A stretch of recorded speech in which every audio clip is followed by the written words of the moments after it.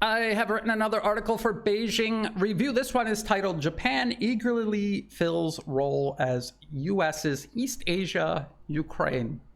And of course, I'm talking about this. This is an article that I reference in my article, how Japan's new prime minister has brought China's wolf warriors back out. And they're acting as if, oh, she's just being a good leader and China's overreacting. What did she say? She's talking about militarily intervening if China does anything to fully reunite Taiwan with the rest of China. Under international law, and according to every nation on Earth's one China policy, any nation that has a one China policy, including Japan and the United States, Taiwan is recognized as part of China. And there is only one recognized government of all of China, and that is the People's Republic of China in Beijing. So when you talk about intervening militarily over any sort of situation involving Taiwan, you're talking about using your military to intervene in the internal political affairs of China. That's what Japan just did.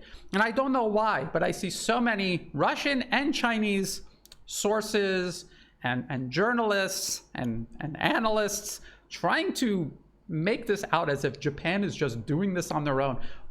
Oh, the United States is talking about retreating from the world, which it isn't, has no intention of doing.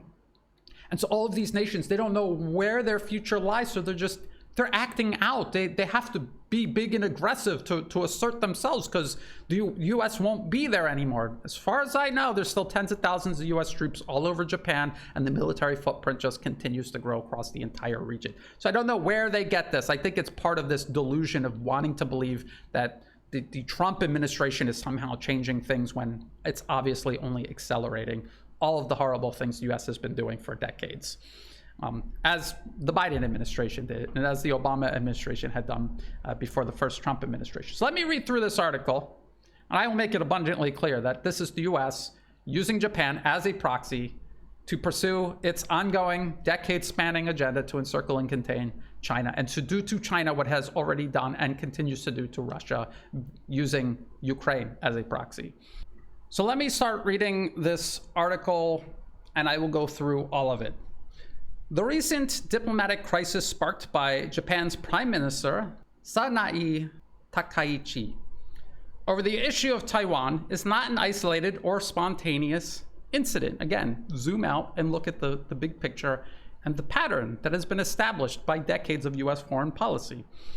It is a calculated step in a broader ongoing strategy by the U.S. and its client states towards confrontation with China, a strategy mirroring that which the U.S. has likewise created to confront Russia through Ukraine and increasingly through the rest of Europe. We see Europe preparing itself to step into the breach as Ukraine's fighting capacity collapses. I've talked about this many times.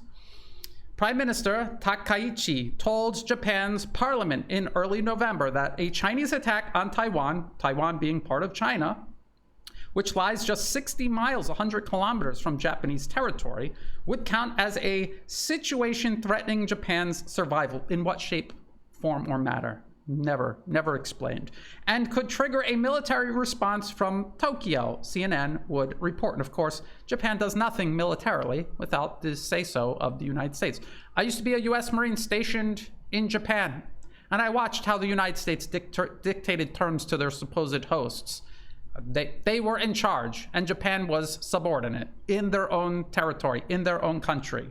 Let's talk about Japan's role as an eager U.S. policy. I mean the Japanese government. When I was in Japan, almost every Japanese person that I interacted with did not want the United States inside their country, and they condemned the government for not doing more to get them out.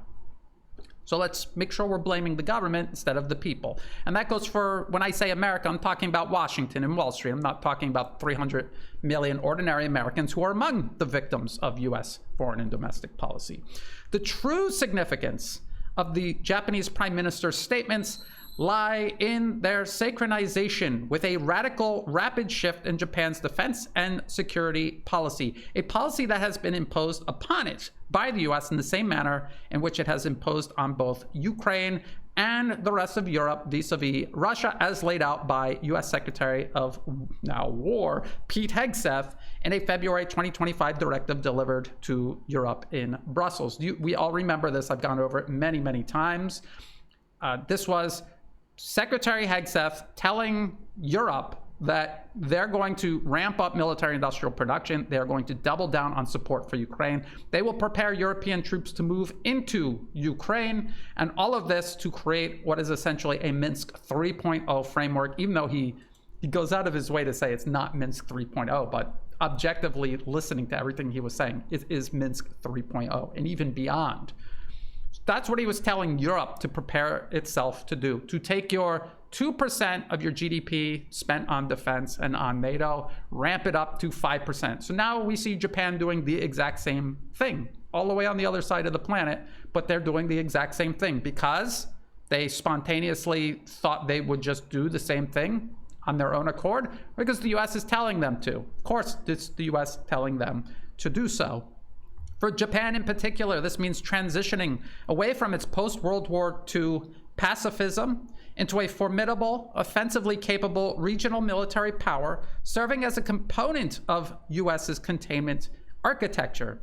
It is an extension of US foreign policy. They're not making decisions regarding their foreign policy on their own. It all reflects what Washington wants, Washington gets, and Tokyo simply carries it out, just like Kiev does, just like Brussels does.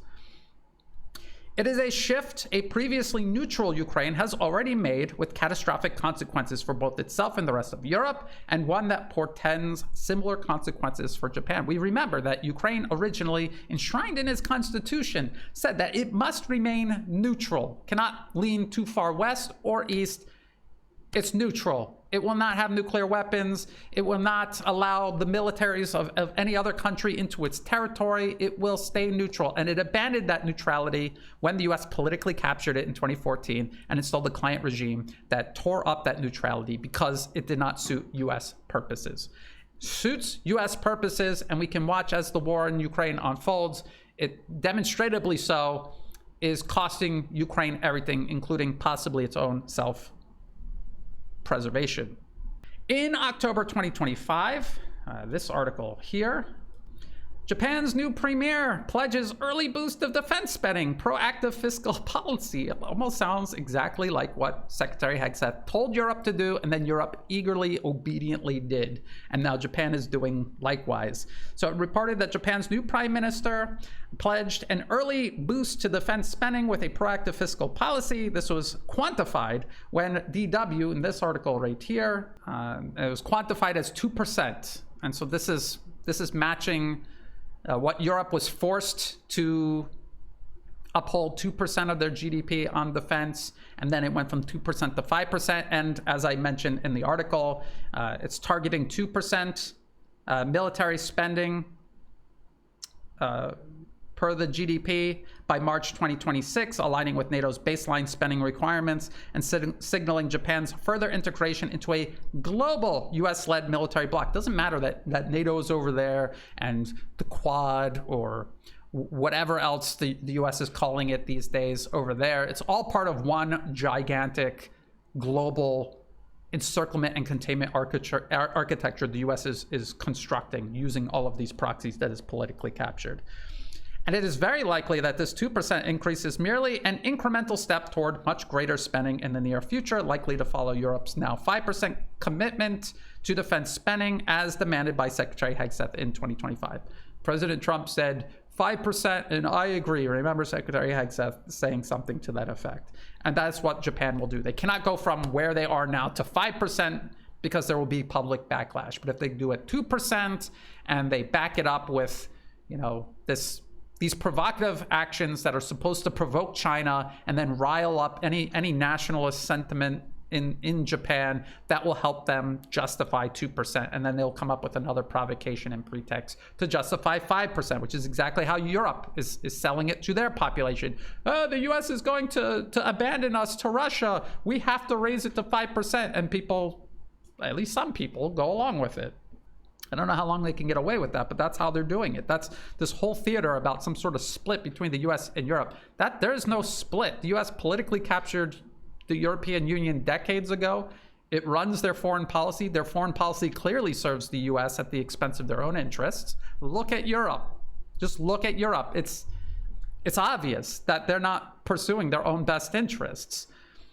And so there is no actual split. The split is meant to help sell the increase. When you go from 2% of your GDP to 5% of your GDP, you have to take public spending and direct it towards spending on America, its proxy wars, and this containment architecture that it's building. And people will be upset about that. So you have to upset people to be able to justify it, scare them to justify it. Japan is also shifting its views on nuclear weapons. Reuters would report that the Japanese prime minister might seek to revise a ban on the entry of such weapons into its territory. Reuters article, Japan PM waivers on nuclear arms question in sign of possible shift. So maybe they won't acquire nuclear weapons at first, but they'll allow the US to station nuclear weapons on their territory, maybe. Or maybe not, but well, let's get to that.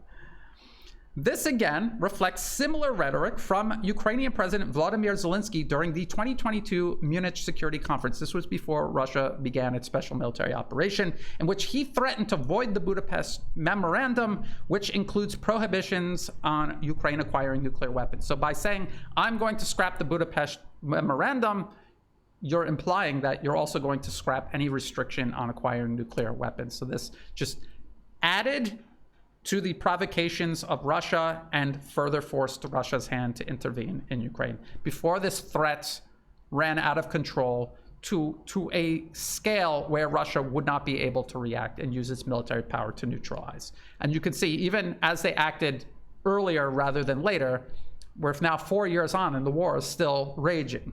Just as Ukraine presented Russia with an escalated, even existential threat to its national security then, an increasingly aggressive Japan removing the constraints placed on it following its last invasion of China during World War II. Remember, during World War II, Japan invaded China and they mass slaughtered civilians across the country. They caused tremendous damage and suffering to China all throughout the duration of World War II until they were thrown out of China.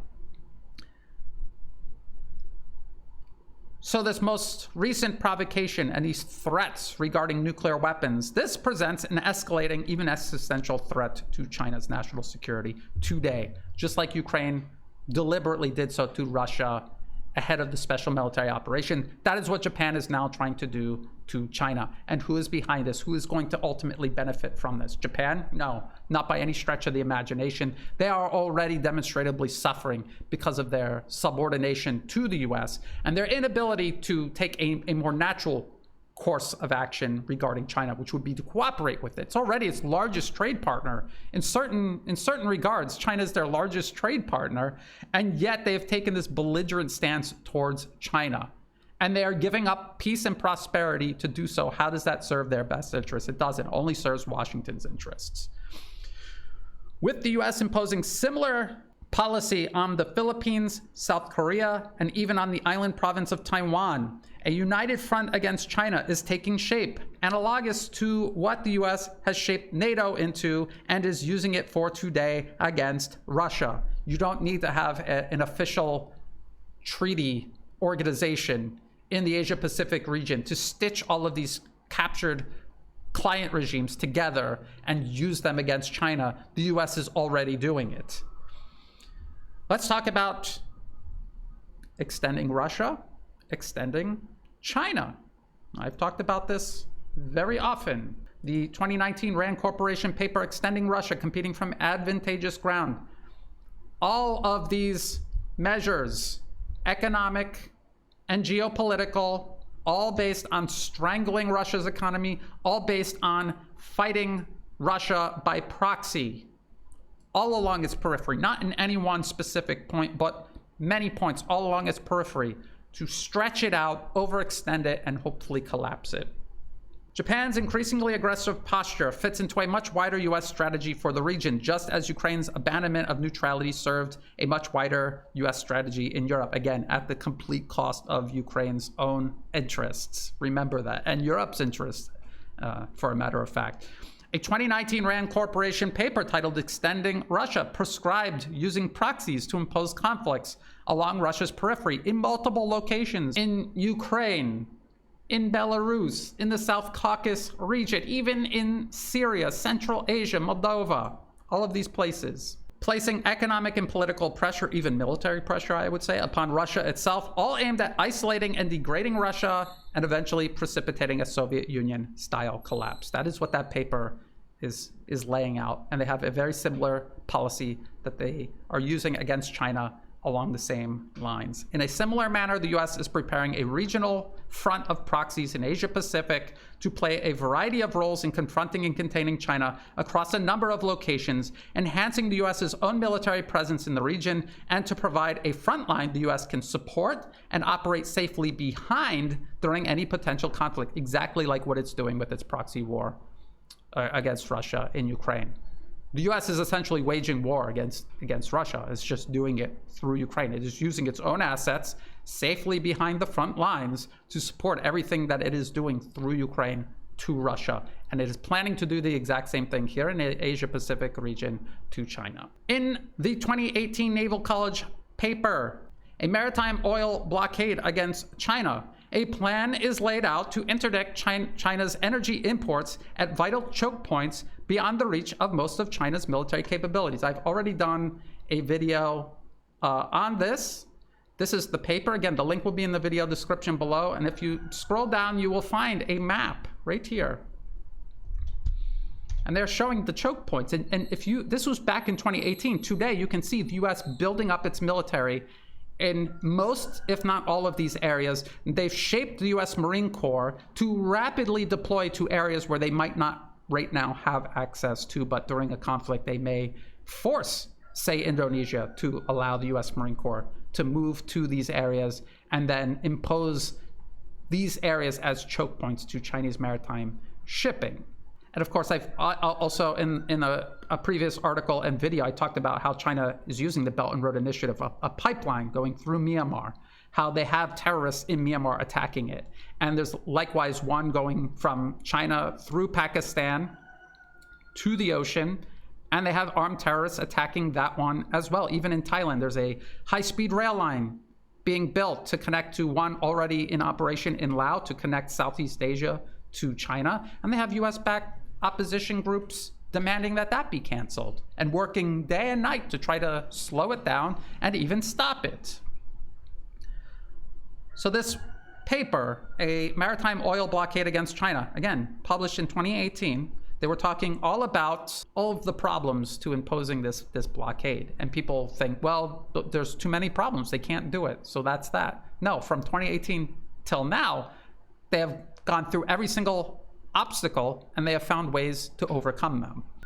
The plan requires not just US military forces to impose what the paper calls a distant blockade, because if you look at this, they're not going to try to blockade ports because they'll just be targeted by Chinese missiles and sunk. They're not going to do something like that. They'll do it way out here where most Chinese missiles cannot reach, or it'll be very difficult to completely stop a blockade from that distance. So that's what they mean by distant blockade. And then they could even impose it much further abroad from China. Say in the Middle East, they could blockade certain areas and make sure anything bound to China cannot get through. And then what will China do regarding that? Almost nothing they can do about that, not right now. So the plan requires not just the US military to impose what the paper calls a distant blockade, but cooperation from a number of nations to help enforce the blockade and create deterrence against China's desire to break it. So again, this map, these islands, including Okinawa, is in here. That's part of Japan. And Japan, right here, obviously, South Korea, the Philippines. The US is expanding its military footprint in the Philippines, encouraging the Philippines itself to irrationally confront and escalate hostilities with China, its largest, most important trade partner. Even the island province of Taiwan itself, the US has troops on it, and it's compelling the separatist administration there to confront the rest of China. So I mentioned a map accompanying the paper makes clear the vital role Japan, along with the Philippines and the island province of Taiwan, plays in this wider regional strategy. The current US military buildup, including the reshaping of the US Marine Corps, I was just talking about that. Right here, the BBC, 2023, has happened under Biden, the Biden administration, and now it's ready just in time for the Trump administration to start using it, to start deploying it and using it. There was no, oh, that's a Biden policy, we're going to reverse it. No, this is something that fits in perfectly with the continuity of agenda the Trump administration continues as it takes office and executes U.S. foreign policy. And so what was the plan here? Cutting down on infantry, around 3/4 of its towed artillery replaced by long-range rocket systems. Several helicopter squadrons are being cut, and giving up all of its tanks. And in turn, it will adopt long-range missile systems it can use to impose maritime blockades. That's what the Marine Corps has been transformed into, a global fast reaction force. Now it is being distilled into a force that can operate in Asia Pacific to impose a maritime blockade on China. That's what it's been reshaped into, specifically to impose a maritime blockade on China, as the 2018 paper laid out. So again, 2018 all the way to today, we can see all of the things the US has actually done to implement and prepare for this policy. People say, Brian, how do you know a policy paper is actually describing something that is or will happen? Connect it to things that are happening in reality.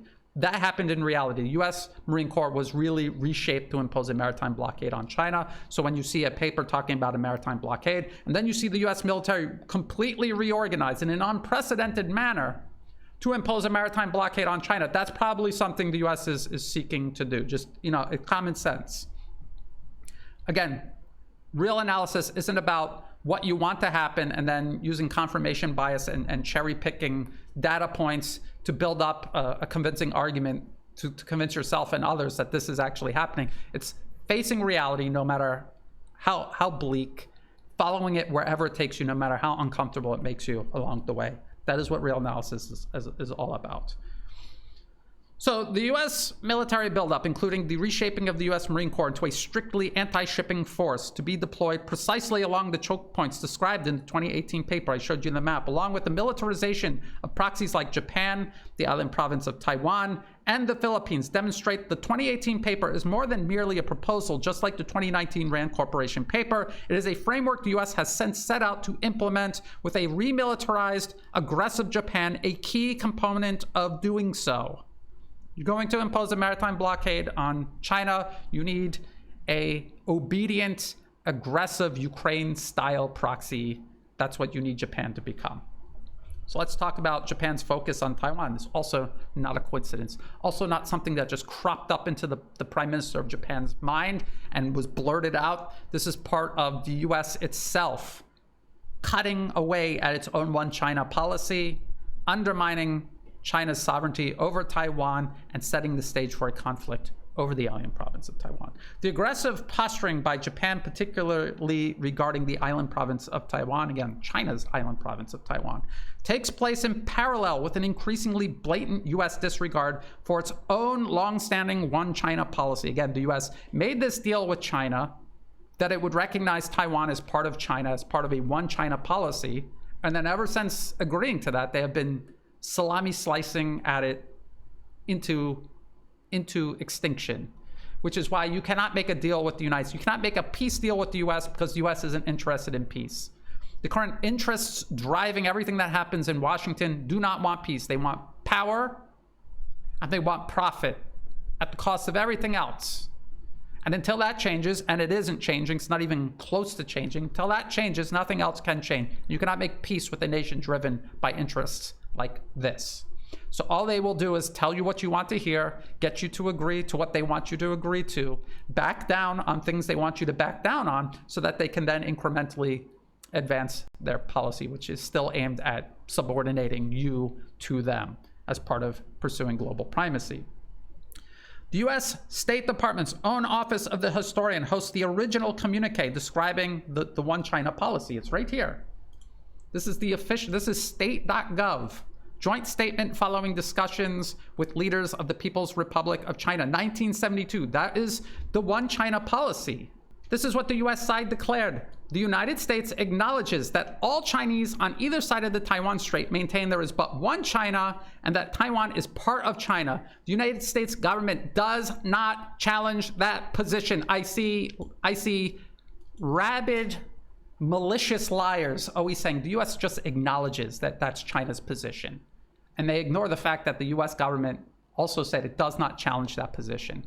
So it's not that, well, that's what you believe, that's not what we believe. That's what you believe, and that's fine. We recognize that you believe in that. We believe in something else. No, they explicitly say they do not challenge that position, which means they're recognizing a one China policy in which Taiwan is part of China, and that there's only one Chinese government, the People's Republic of China. That is what they agreed to. But just like every other agreement they've made with anyone throughout their entire history, they reneged. They intended to renege from the very beginning. Before they even sat down with their Chinese counterparts, they intended to renege. They were luring the Chinese in, just like they're luring the Russians in. All these variations of some peace deal. They have no intention of making peace with Russia. And they have no intention of making peace or recognizing or accommodating China. None at all. They're just lowering your guard, hoping that you'll play along long enough for them to get into place what they need to get in place to fully subordinate you down the line. A Soviet Union style collapse so they can raid what is left of your collapsing country and hopefully prevent you from re-emerging, as the Russian Federation has successfully managed to do, despite the odds. So again, the US State Department's own official Office of the Historian hosts the original communique, and that's what it says. And it says the US government does not challenge that position. There's one China, Taiwan's part of it, and the US government does not challenge that position. And since then, people have misrepresented it on purpose so that they can renege on it. However, the US has since continuously and deliberately violated this policy through engaging in political contacts with the separatist administration on Taiwan without Beijing's approval. It would be like Chinese officials going to Catalina Island, not telling the US, just flying their plane, landing there, talking with whoever's on Catalina Island off the coast of California, bringing in weapons, giving them weapons, because that's the other thing the United States continuously does, arms the separatist administration on Taiwan, and encouraging allies, including Japan, to take increasingly provocative positions on Taiwan's status, to burden share, or this division of labor, for Washington's own growing confrontation with China. And I mentioned arms sales. Everyone is telling me President Trump is different. He's fighting the deep state. He's bringing the deep state global agenda to a grinding halt. Well, looks like it's just going at full speed. To me, US approves potential $330 million arms sale to Taiwan, first under Trump. Well, first under his second administration.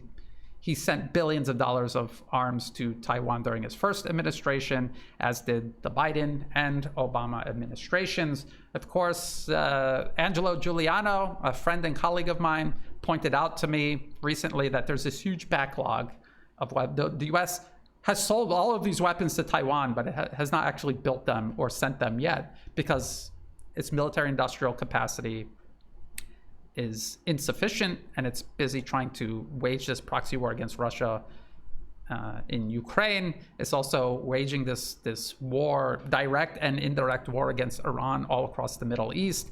And it's also trying to build up its own military capacity to wage war against China, but then also arming all of its proxies in the region. So weapons are in short supply. And so there's this huge backlog. And if you look at the details of this, it's mostly components for warplanes that in any conflict with China are probably not going to last very long or play any sort of significant role, just as in Ukraine's air power is not playing any sort of significant or game-changing role in the conflict. The Trump administration itself, so then I mentioned the Trump administration itself has just recently approved a $330 million package, which Reuters reports includes components for US-made aircraft, F-16s and C-130s. C-130s are propeller-driven transport aircraft already operating on Taiwan. This arms sale is the first under the current Trump administration, but follows similar sales under both the previous Biden administration and President Trump's first term in office, during which he oversaw billions in arms sales to the island province by encouraging its primary East Asian proxy, Japan, to escalate tensions over Taiwan, together with expanding military expenditure and hints at shifting its position on nuclear weapons. The US is actively pushing a key geopolitical flashpoint toward conflict, and in the exact same manner it used Ukraine to provoke a war with Russia. This is exactly what the US just did with Ukraine from 2014 onward. Now they are doing it with Japan. and also to an extent with the Philippines and even the island province of Taiwan. This US policy is designed to force China into a corner, making any response China makes appear aggressive, only further justifying a US-led proxy wage buildup and possible conflict designed to contain or even reverse China's rise. This is all they talk about in policy papers spanning decades, up to and including policy papers being put out in recent years. Together, these represent symptoms of a single deeply rooted global US-led strategy to confront and contain multipolarism, of which China is the central pillar. In the process, Japan is poised to become at least one of several Asia-Pacific Ukraines. It will be an Asia-Pacific Ukraine, alongside the Philippines and possibly the island province of Taiwan. Beijing, Moscow, and the growing coalition of nations seeking a multipolar world must recognize that US actions, not rhetoric, their actions, not their rhetoric, not what President Trump says day to day, which changes with the wind, their actual actions, their policies that are being implemented around the globe across their entire military, their actions, not rhetoric, are the true indicators of a clear, unwavering commitment to a strategy of coercion, confrontation, and containment designed to maintain American hegemony at all costs, a strategy that requires equal commitment by an aspiring multipolar world to defend against and ultimately overcome. So the US is waging full spectrum war on the multipolar world. The multipolar world needs to pursue full spectrum defense against it. So it means beyond military industrial production. You can't just be making more weapons than the US. You have to look at all of the manners in which the US captures these countries and uses them in these armed conflicts that you need these weapons to fight in the first place. And if you could prevent these nations from being politically captured in the first place, there is no conflict. There is no proxy conflict if the US cannot capture and turn a nation into a proxy in the first place. And so how does the US do this? It does it through its domination over global information space. Outside of China and Russia, the US dominates all information space. Every country you go to, US-based social media platforms with algorithms deliberately skewing public perception worldwide.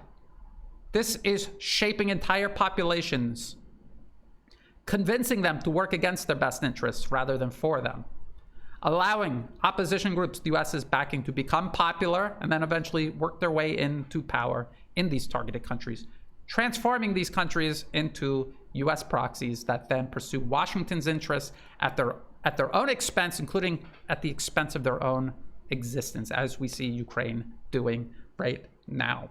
So again, it is a full spectrum strategy the US is pursuing to maintain and reimpose hegemony over the globe. There needs to be a full spectrum strategy to counter it. And that includes especially across information space. If YouTube were to take me down right now, there is no multipolar alternative for YouTube where, at least in nations not politically captured by the US, there's a video platform that you could use that the US has no ability to shut down. Why doesn't Russia and China, BRICS, or maybe the Shanghai Cooperation Organization look into creating an alternative video sharing platform like YouTube that the US cannot shut down, that they can use to post information between themselves? You know, every BRICS member, every SCO member, nations that want to be a part of this, they can use this network as an alternative to YouTube, so that a YouTube algorithm working in conjunction with the State Department to warp the minds of people worldwide does not maintain domination over all information space outside of Russia and China. That's just one example of something Russia and China could do to tilt things a little bit further in their favor, rather than surrendering this tremendous advantage to the US. How do they convince the Japanese people to keep going along with this? Even though it is probably unpopular with a lot of Japanese people, it's still happening. Why? Because they were politically captured. What can you do to protect countries from being politically captured? Help nations pass NGO laws. Help them carry the punishments the US will impose on these nations for passing NGO laws. Cut the money off from the NED to these opposition groups that are taking over these countries and then merging in with this effort led by the US to strangle multipolarism. Things like that. Thinking outside of the box, thinking beyond just traditional means of defending national security, standing armies, air defense, even we're talking about cybersecurity, going into space, but we're leaving information space worldwide completely undefended and at the mercy of the US. Why? So that's the video. That's where I'll leave it today. If you thought this video was interesting, please like and share. Think about subscribing. It's free to do. It helps the channel grow. Check the video description below for all the other places you can find and follow my work. I'm on YouTube, Rumble, X, and Telegram. These are all platforms that could kick me off tomorrow and I would have nowhere to go. I would really have nowhere else to go. Also in the video description below are all the links that I referenced, including the link to the Beijing Review article that I was just reading, as well as for ways you could help support my work.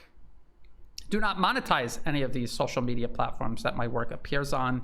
If you want to support my work, please do so through Buy Me a Coffee and also through Patreon. To everyone who has been supporting my work, whether it's a one-time donation, donations month to month, if you have no resources to spare, you're just sharing and liking my work or sending news tips, posting positive comments in the comment section, all of that helps. All of that contributes to making this work possible. I thank you all sincerely for that support in whatever form it takes.